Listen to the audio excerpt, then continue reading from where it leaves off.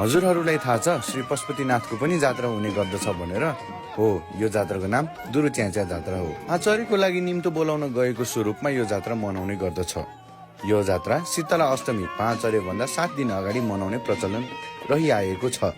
देवी देवताको पनि आमा मानिने श्री बच्छलेश्वरी देवीको जात्रा हेर्न आउनु भनेर श्री पशुपतिनाथ र बच्छलेश्वरी देवी स्वयं खटमा विराजमान गराई आफ्नो छोराछोरीलाई निम्तो दिन जाने चलन परापूर्व कालदेखि चलि आइरहेको छ।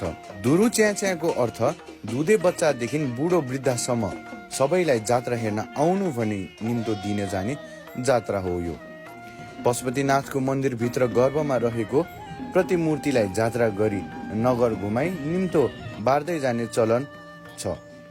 जात्रामा मूल भट्ट, पञ्चबाजा र कर्मचारी आचार्यहरूको उपस्थिति हुनु पर्दछ।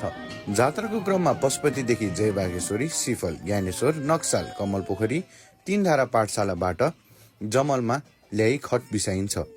जमल नगर छिर्ने ढोका भएकोले त्यता खटलाई राखी नरदेवीको गुठियारहरू आई ढेमे बाजा र धुनियाँले स्वागत गरी नगर प्रवेश गराइन्छ। जमलबाट असन, इन्द्रचोक, मक्खन, हनुमान ढोका, मरु, जैसी देवल देखि लगनसम्म पुर्याइन्छ। लगनमा रहेको डबलीमा देवतालाई राखी पूजा आजा गरी जात्रा एकैछिन विश्राम गराइन्छ। विश्राम गर्दै गर्दा कर्मचारीहरू टेकुमा रहेको पचली भैरवलाई निम्तो दिन जाने गर्दछ। त्यता भात चढाई धूप बत्ती दिएर मचलीमा गए त्यहाँबाट पुनः लगन आई फेरि जात्रा अघि बढ्दछ। लगनबाट पुरानो बाटो हुँदै चिगमुग, मरुसतल, प्याफल हुँदै नरदेवी लगिन्छ। नरदेवी लगिसकेपछि त्यताको गुठियारले पूजा गरी फूल प्रसाद चढाई पशुपतिनाथको खटलाई पुनः पशुपति लगी जात्रा समापन गराइन्छ। पाहा भनेको पाहुना र चरे भनेको चतुर्दशी हो। दुरुच्याच्या जात्राले पाहाचरे जात्रा सुरु भयो भन्ने सङ्केत पनि दिन्छ।